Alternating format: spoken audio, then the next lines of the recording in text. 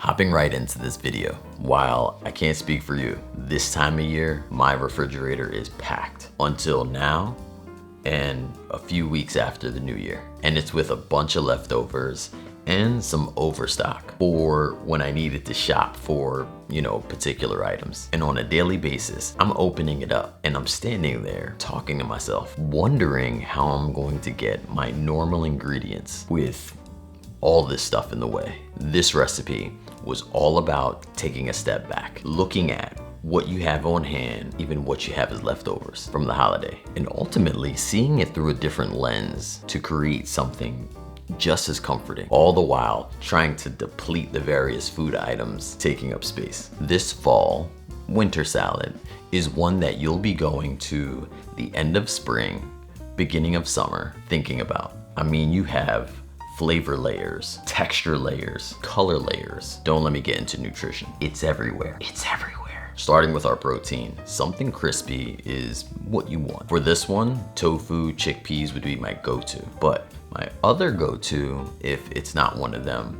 would be lentils. While you may miss the crunch factor in the recipe, but the lentils give a different texture consideration. Within this recipe, I choose to use up the rest of my butternut squash. While I think it's a great choice, it's good for you, it has a lot of flavor, really complements all the color, etc. Other things you may have more frequently and you could use are things like sweet potatoes, beets, acorn squash, or even just the yellow and white potatoes. I would say the squashes or the sweet potatoes would really be my go-tos in this one though. For our greens, we dig into some kale and Brussels. This time around, we massage the kale. And to be honest, giving the full spa treatment to a bowl of leaves is a little,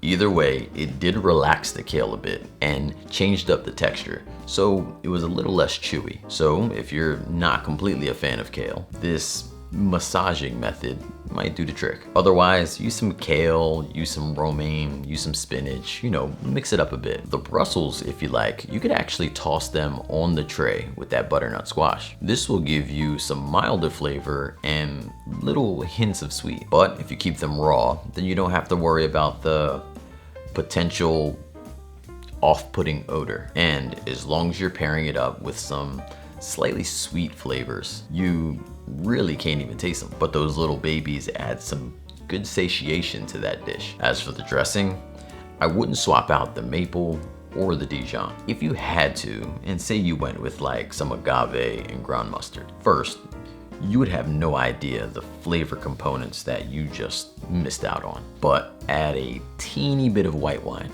and you may have something there. Basically, don't limit yourself to what you see available here. This isn't about perfect ingredients to create this entree. This is about imperfect ingredients to create your masterpiece. This full recipe and ideas on how to mix things up you can find at my website, makeitdairyfree.com, or head to the description and click the link. Thank you so much for watching. Until next time, believe in good. Peace.